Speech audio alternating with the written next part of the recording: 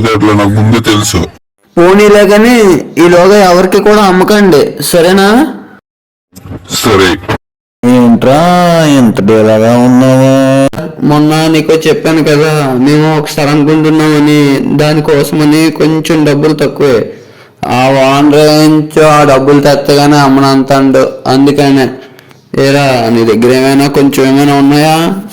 నా దగ్గర లేవగానే ఒక గంటలోనే నీ దగ్గర ఉన్న డబ్బులు రెట్టింపయ్యే చిన్న ఉపాయం అది ఉంది.